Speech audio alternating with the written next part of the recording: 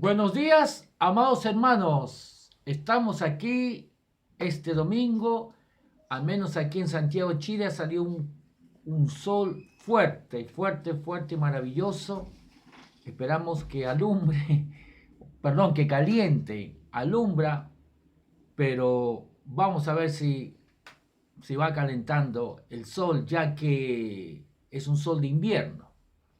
De todas maneras hace un día precioso, así que saludamos a todos nuestros hermanos, en primer lugar en nuestra iglesia Palabra y Gracia y Fe, un fraternal saludo a cada uno de ellos. Bendiciones para todos. Y saludamos a todos nuestros hermanos que nos siguen ya aquí en Santiago, si en Santiago al norte, saludamos a nuestros pastores Juan y pastora Emma Villarroel, allá en Calama, las iglesias aquí en el sur, Rancagua, nuestro pastor Vladimir, su gente, su congregación, sus líderes, bendiciones para cada uno de ustedes.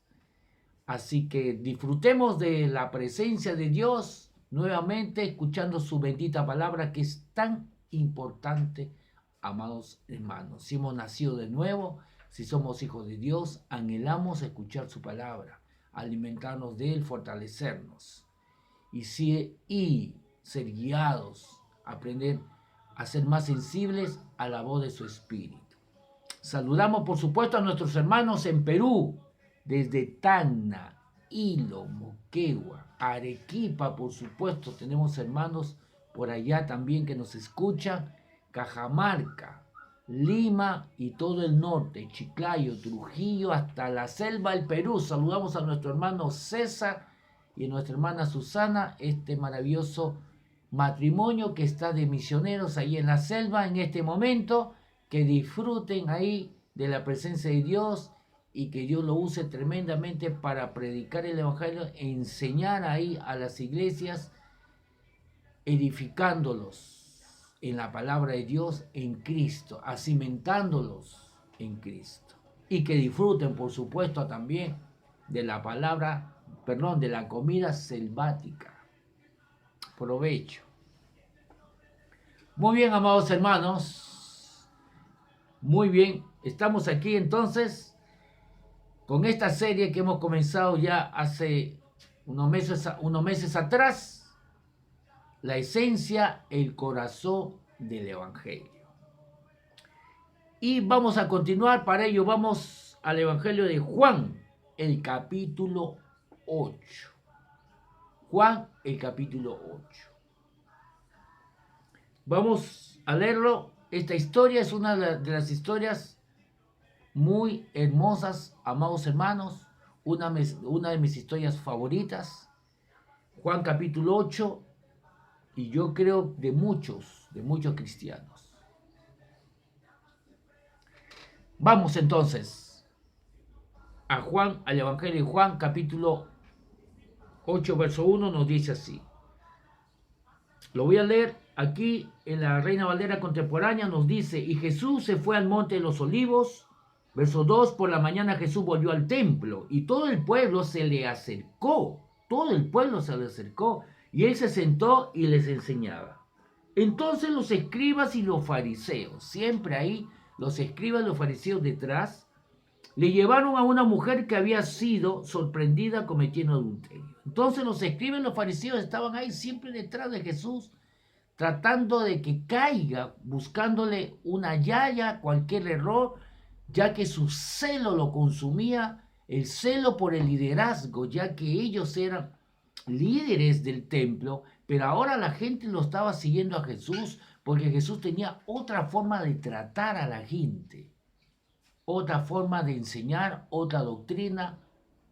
Mostraba un Dios amoroso, misericordioso, perdonador, un Dios que era accesible a toda persona, incluso a los tremendos pecadores. Entonces el verso 3 nos dice: entonces los escribas y los fariseos le llevaron a una mujer que había sido sorprendida cometiendo adulterio, lo pusieron en medio. Verso 4, le dijeron: maestro, esta mujer ha sido sorprendida en el acto mismo de adulterio. Verso 5, en la ley Moisés nos ordenó apedrear a mujeres como esta. ¿Y tú qué dices? Obviamente esa palabra, ¿y tú qué dices? Como ven, tratan de confrontarlo con la ley. Moisés, según la ley de Moisés, ordenó apedrear a las mujeres. ¿Y tú qué dices? En otras palabras, ¿tú estás en contra de la ley? ¿Tú estás en contra de Moisés? Moisés es nuestro padre, no tú. A él seguimos. Así que buscándole realmente hacerle caer. Ellos fueron llamados constantemente por Jesús hipócritas, porque realmente su motivación era falsa. Ellos no buscaban realmente castigar a esta mujer o hacer que la ley de Moisés se cumpla o corregir el pecado de alguien para que todos aprendan y no sigan su mal ejemplo. No. Estos fariseos y escribas realmente no estaban buscando que la ley se cumpla, honrar a Moisés, honrar la ley, honrar a Dios. No, ellos estaban buscando quitarle el liderazgo a Jesús, ya que Jesús, entre comillas, le había robado su liderazgo. Porque como ve, dice, todo el pueblo lo seguía. En el verso 2 dice, por la mañana Jesús volvió al templo y todo el pueblo se le acercó y él se sentó y les enseñaba. Todo el pueblo. Todo el pueblo no seguía nunca siguió a los fariseos y a los escribas. El pueblo no seguía a los fariseos y a los escribas como lo seguían a Jesús. Obviamente ellos estaban ardiendo de celos por el liderazgo que tenía Jesús. Entonces vamos a continuar. Verso 6. Ellos decían esto para ponerle una trampa y así poder acusarlo. Pero Jesús se inclinó y con el dedo escribía en el suelo. Algunos dicen que lo que Jesús escribía eran los pecados de las personas. Adulterio, celo, mentir, hipocresía, robo. Verso 7. Como ellos insistían en sus preguntas, él se enderezó y les dijo, aquel de ustedes que esté sin pecado, que le arroje la primera piedra. Bueno, Jesús no fue en contra de Moisés, Jesús no fue en contra de la ley. La verdad que Jesús nunca ha ido en contra de la ley. Jesús nunca ha ido en contra de Moisés. Pablo dijo muy claramente en Gálatas que la ley ha sido nuestro ayo para llevarnos a Cristo, un tutor, una guía, para conducirnos a Cristo. La ley manifiesta el carácter santo de Dios, porque la ley habla de la santidad de Dios. Si Dios demanda la ley, es porque Él también lo cumple, obvio. Si Dios demanda tantas cosas en la ley, es porque Dios es así. Así que la ley habla del carácter santo de Dios. Habla de lo que es bueno y lo que es malo. Nos hace saber cuál es el carácter santo y perfecto de Dios.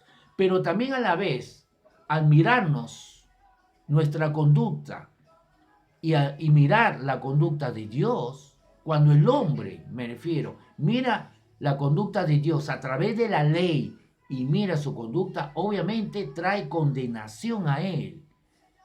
Pero la ley lo va a conducir a Cristo porque le hace saber que no puede salvarse, que no puede cumplir con las demandas de la ley, es imposible cumplir con toda la ley.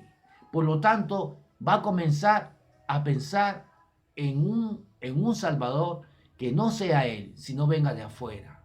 Por eso que es llamado la ley nuestro ayo. Pablo lo dijo que Dios introdujo la ley no para anular la promesa que Dios le hizo a Abraham. La promesa de Abraham no cambió. Era que toda persona iba a ser justificado por la fe. Abraham fue justificado por creerle a Dios. Y Dios le dijo a Abraham que en sus cimientos serán benditas todas las naciones de la tierra, todas las familias de la tierra, según la versión que usemos. y le dijo que Abraham era justificado por creer, por haberle creído a Dios. No por su conducta, porque por su conducta Abraham no calificaba. Abraham cometió errores. Podemos ir a la Biblia y ver los pecados de Abraham. Pero Abraham, a pesar de eso, buscaba a Dios y creció en fe. Y llegó un momento de ser el padre de la fe, una fe fuerte, porque comenzó a conocer a Dios y comenzó a confiar en Dios. Y Dios estableció que así como él creyó en Dios, toda persona que cree en Dios también iba a ser justificado como Abraham fue justificado. ¿Qué significa ser justificado? Aceptado. Significa ser aceptado, perdonado, limpiado y por lo tanto ser merecedor de todas las bendiciones de Dios por creer en Jesús solamente. Entonces Jesús nunca estuvo en contra de la ley ni en contra de Moisés. La ley solamente fue introducido por un tiempo determinado, no para anular la promesa que Dios le hizo a Abraham y a toda la humanidad de ser salvos por creer en Jesús, sino fue introducido para que el hombre se dé cuenta que necesitaba un Salvador y que él no podía cumplir la ley. Pero una vez llegada Gálatas, el apóstol Pablo dice a los Gálatas, una vez llegado la fe, una vez llegado Cristo, ya no debemos estar bajo la ley. Obviamente aquí Jesús estaba viviendo en una época de transición, el pase entre la ley a la gracia, entre el antiguo pacto al nuevo pacto. Era la época de la transición.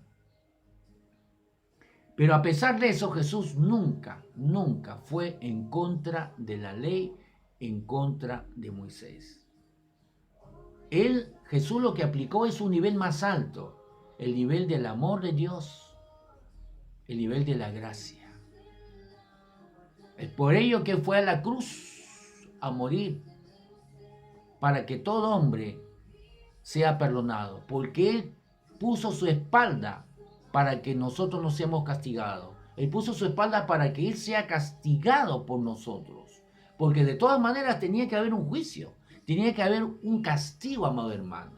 Siempre hablamos que la salvación es gratis, pero la verdad es gratis para nosotros. Dios lo hizo que sea gratis para nosotros, pero la verdad la salvación no es gratis. Porque, ¿por qué digo que no es gratis? Porque costó el sacrificio, la muerte de nuestro Señor Jesucristo. Dios lo hizo gratis para nosotros, pero hubo un costo. El costo de que Jesús tuvo que hacerse hombre en primer lugar, porque él no estaba limitado a un cuerpo humano.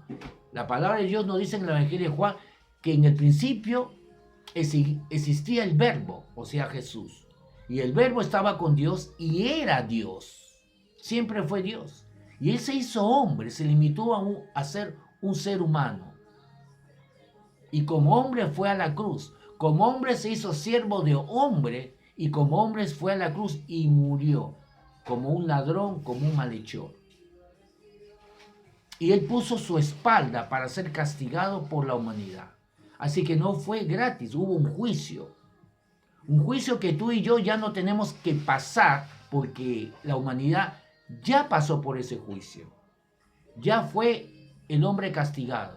Ahora, para que eso se haga realidad, se manifieste, solamente tenemos que firmar ese contrato. ¿Y cómo firmando? ¿Cómo firmamos? Cuando creemos.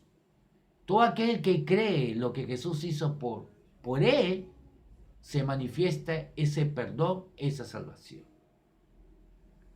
Entonces vamos otra vez a Juan capítulo 8, el verso 7, y vamos a leerlo.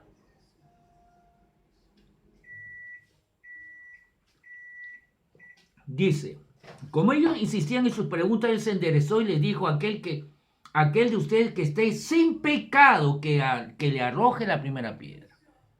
Así que Jesús no se fue en contra de Moisés. No dijo, mira, yo aquí mando yo y no Moisés, y no me importa lo que haya dicho Moisés, no me importa lo que diga la ley, aquí yo traigo otra ley diferente, otra doctrina, así que me da igual. No, no. Jesús dijo, bueno, eso dijo Moisés, hagamos lo que dijo Moisés. Tiremos la primera piedra. Pero para que tú seas la persona que juzgue a la mujer, que la castigue, tú tendrías que estar libre de pecado. Porque ¿cómo puedes castigar a alguien cuando tú también haces lo mismo? Quizás no hiciste ese pecado, pero hiciste otro, da lo mismo. Quizás no mataste, pero sí mentiste. Quizás no adulteraste, pero sí robaste. Quizás no adulteraste, pero sí tuviste mal pensamiento. Así que la palabra de Dios no habla de pecados blanquitos, medio turbios, más turbio, plomito, negro, bien negro, negro azabache, negro. No, no hay matices. La Biblia nunca habla de matices. Nunca habla de pecados 1, pecado 2, pecado 3. Disculpe lo que le voy a decir, ¿no?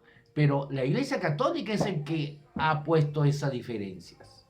Pero en la Biblia nunca habla de que hay pecados peores y pecados blandos y hay pecados peores y otros pecados más blandos. No, pecado es pecado. Y por un pecado, solamente por un pecado, el hombre recibió muerte espiritual. No importa el tipo de pecado. Así que Jesús dice, bueno, vamos a aplicar lo que Moisés dijo, pero tú para tirar la primera piedra tienes que estar libre de pecado. Y la palabra de Dios nos dice aquí algo interesante desde el verso 8 dice, el verso 9, perdón. Ellos al oír esto se fueron retirando uno a uno, comenzando por los más viejos y siguiendo por los más jóvenes. Solo se quedó Jesús y la mujer permanecía en medio. Mira que la mujer estaba en el medio ahí, siendo avergonzada por estos fariseos y escribas. Y dice que se reactivaban desde el más viejo, obvio. Cuanto más años, más pecado. Po. Cuanto más viejo, más edad, más pecados acumulados. Dice que se reactivaban desde el más viejo hasta el más joven. Cuanto más joven, menos pecado, porque tuvo menos tiempo para pecar.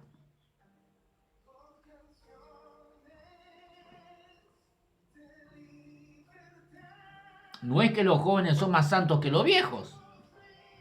Repito, no es que los jóvenes son más santos que los viejos, sino que tuvieron menos tiempo, menos oportunidad para pecar. Así que, sigamos con la lectura. Solo se quedó Jesús y la mujer permanecía en el medio ahí. Miren, en el medio ahí, para que todo el mundo, ¿no? Para que esta mujer sea avergonzada por todo el mundo. Verso 10. Entonces Jesús se enderezó y le dijo.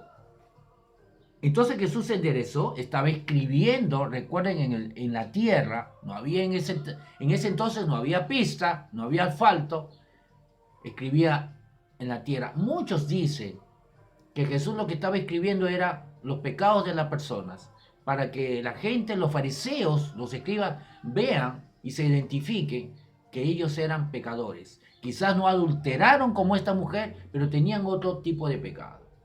Bueno, pero no lo podemos saber.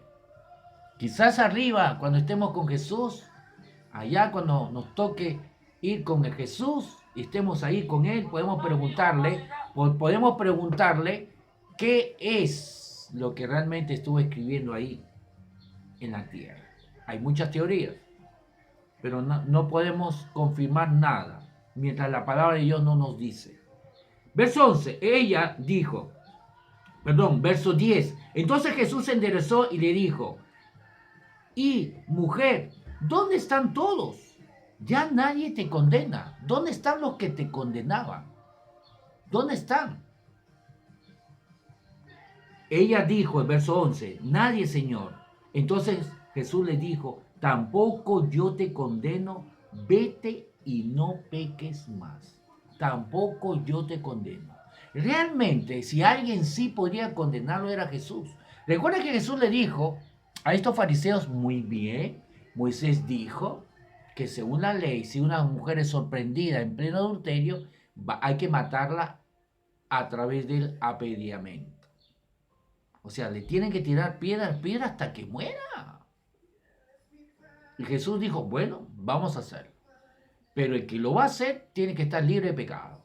Porque ¿cómo puede ser juez si también está sucio? Si también tiene pecado. Porque entonces a él también tenía que apedrearlo, pues. Porque si él puede apedrear a una adúltera y si él cometió una mentira, cualquier mentira, dile al cartero que no estoy. Cualquier tipo de mentira. Entonces él también debería ser puesto en el medio y ser apedreado. Pero Jesús sí estaba limpio. Jesús sí. Él podría. Él tenía derecho a agarrar una piedra y matarlo a la mujer. Y él quedaba santo, Jesús, porque era santo. Jesús sí podía hacerlo. Él digo que Jesús sí podía hacerlo. Y podría juzgarlo y condenarla y apedrearla. Y Jesús quedaba siendo justo. Si lo apedraba Jesús, Jesús seguía siendo justo. Porque él sí estaba limpio. Y estaba cumpliendo la ley de Moisés. Entonces tenía dos motivos fuertes para hacerlo. Cumplir la ley de Moisés, de apedrearla. Y, número dos, él sí estaba capacitado, habilitado para hacerlo porque estaba limpio. Nunca había pecado. Pero no lo hizo. No la condenó. La perdonó. La dejó libre. Y luego la corrige y le dice, no peques más. Vamos a leerlo aquí en la Nueva Traducción Viviente.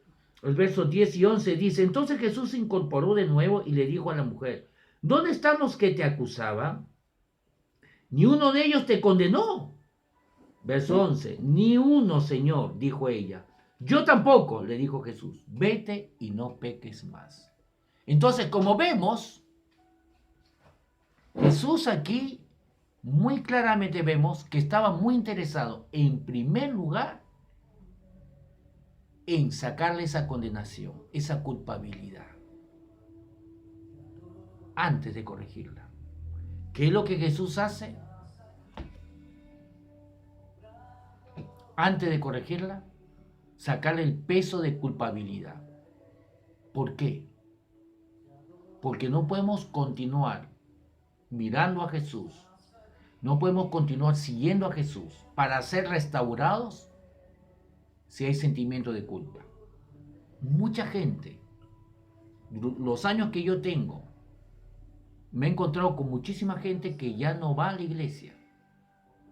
Y cuando he hablado con ellos, muchos de ellos que no van a la iglesia, me dicen, me han dicho, es que le fallé a Dios. Es que le fallé a Dios. Es que le fallé a Dios. ¿Con qué cara voy a ir a la iglesia? ¿Con qué cara voy a ver a los hermanos? Tengo vergüenza. ¿Con qué cara voy a ver al pastor? Así que ellos se sienten condenados, culpables, y por ello no han continuado buscando a Dios. Para buscar a Dios hay que sacar esa culpabilidad. Y lo que hace Jesús primero es sacarle la culpabilidad. Le dice, ¿dónde están los que te condenaban, mujer? ¿Dónde están? Todos se han ido. No hay ninguno, contesta la mujer. No hay nadie.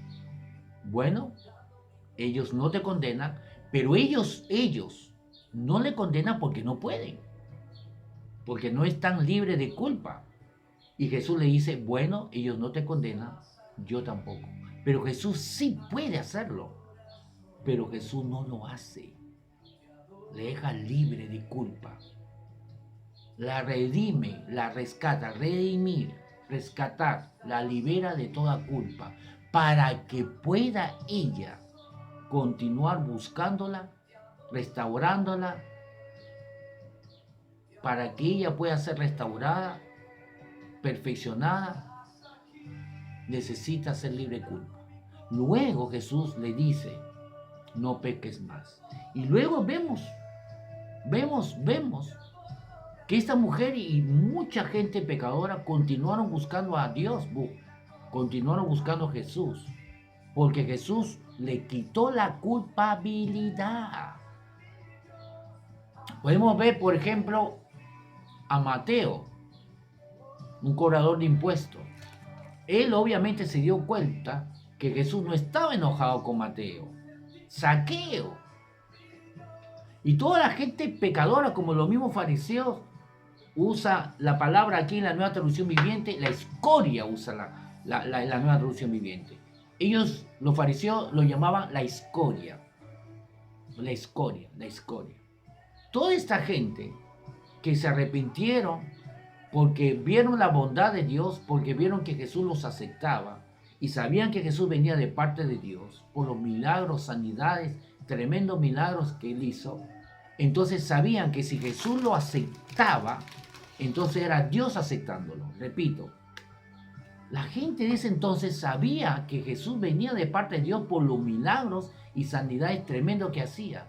Y si Jesús lo aceptaba, los amaba, a pesar que eran pecadores, pero de lo peor, sabían entonces que era Dios que lo estaba aceptando, que Dios lo estaba respaldando lo que Jesús hacía, y Jesús los aceptaba. Y eso hacía que esta gente pecadora continúe escuchando la palabra para que ellos puedan ser restaurados. Para que una persona sea restaurado, corregido, no es de la noche a la mañana. Necesita un proceso de seguir escuchando la palabra. Pero si Jesús hubiera condenado a esta mujer, no hubiera tenido oportunidad de que esta mujer sea corregida, pueda continuar buscando a Dios. Repito, he conocido muchísima gente durante todos los años que tengo que se han apartado de la iglesia porque tienen en su mente, por la actitud de la gente de la iglesia, incluso de sus pastores, que si ellos regresan, lo van a condenar. Y por eso tiene mucha vergüenza. Conozco gente que me han dicho, no, pastor, no quiero regresar porque tengo vergüenza. Vergüenza que le miren, vergüenza que le miren por aquí, por allá, que le digan algo, que le miren feo. Vergüenza en primer lugar por Dios. Por eso que Jesús lo que hace es primeramente liberarlo de toda culpabilidad y condenación, para que así ella pueda continuar siendo corregida, restaurada. Vamos a verlo, amados hermanos. Vamos para ello a Hebreos. Vamos a ver lo que estoy diciendo. Es una gran verdad. Vamos a Hebreos, capítulo 10. Vamos a Hebreos, capítulo 10. Y vamos a verlo.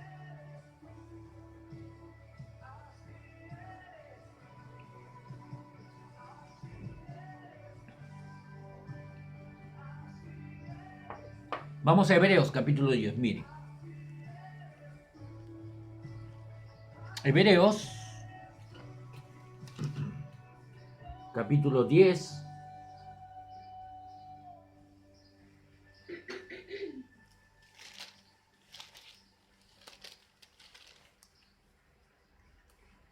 Voy a leerlo. La Nueva Traducción Viviente nos dice así. El sistema antiguo, Nueva Traducción Viviente, lenguaje más simple, Hebreos 10, verso 1. Dice, el sistema antiguo, el antiguo pacto, bajo la ley de Moisés, era solo una sombra, un tenuo anticipo de las cosas buenas por venir. Era una sombra, era un anticipo, era algo nada más, algo poco similar, tenue, poco similar a las cosas buenas que iban a venir. No las cosas buenas en sí mismas. Así que lo que estaba en el Antiguo Testamento no eran las cosas buenas que Dios quería traer. Solamente eran una chispa de lo que iba a venir en un futuro. El antiguo pacto era solamente una chispa, algunas cosas, una sombra tenue de lo que iba a venir para el nuevo.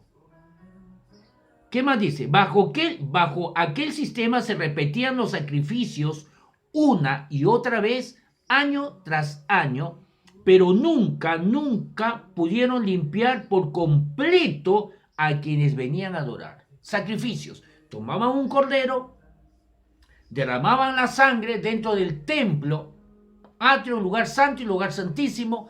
El sumo sacerdote tenía que hacer eso con mucho cuidado, tenía que purificarse porque lo iba a hacer delante de Dios. Era todo un rito, una ceremonia sagrada que el sumo sacerdote que tenía que cumplir. En la ley de Moisés establecía cómo tenía que hacerlo detalladamente.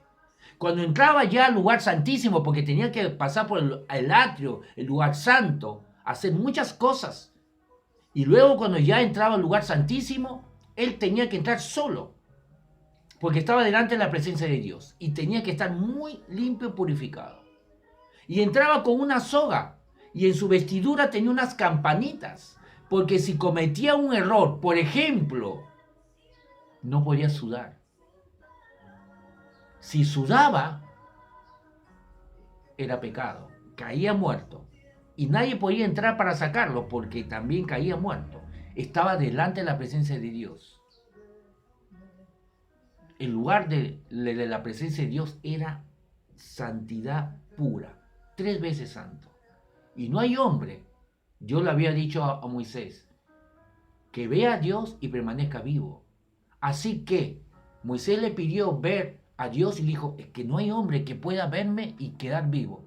Vas a ver mis espaldas y en forma rápida. Te voy a colocar detrás de una peña, de una roca, te voy a tapar tus ojos y pasaré rápido y vas a ver mis espaldas. Obviamente Dios no tiene espaldas. Dios no es un ser humano, no tiene brazos. Así que lo que le estaba diciendo es que vas a ver algo tenue. Mi gloria, verás mi bondad. Recuerdan que hemos enseñado que Dios le dijo, ver su gloria es ver su bondad. Entonces, estos sacrificios, el sumo sacerdote lo hacía una vez al año. Y aquí dice que realmente este sacrificio, esa sangre de cordero, no limpiaba realmente, no quitaba el pecado del pueblo, porque se supone que el sumo sacerdote lo hacía por el pecado del pueblo, para que el pueblo sea perdonado y así pueda recibir alguna bendición de Dios, como sanidad, prosperidad, ayuda. Pero si estaban en pecado, no podían, no merecían, no eran justos, no merecían ninguna bendición de Dios. Así era el antiguo pacto. Entonces dice aquí, voy a leerlo la Reina Valera contemporánea. La ley es apenas el contorno, mira, apenas el contorno de los bienes venideros. Mira, el contorno. Es como un cuadro y dice que solamente la ley era el contorno de lo hermoso, maravilloso, el nuevo pacto, la gracia de Dios. Dice que la ley es apenas el contorno de los bienes venideros y no su imagen real. Por eso jamás podrá hacer perfectos a los que cada año se acercaban a Dios para ofrecer los mismos sacrificios. No podía hacerlos perfectos, santos, puros. Solamente lo que hacía Moisés era tratar de cubrir, tapar. Es como agarrar la basura y ponerlo debajo de la alfombra para que no se vea. Pero la basura seguía estando ahí, no lo eliminaba. A pesar que ese cordero era un símbolo, representaba a Jesús. Por eso que una de las cosas que se mandaba bajo la ley, que ese cordero tenía que ser limpio, perfecto, que las piernas no tenían que ser quebradas. ¿Por qué? Después en el Nuevo Testamento entendemos por qué mencionaba que las piernas no iban a ser quebradas.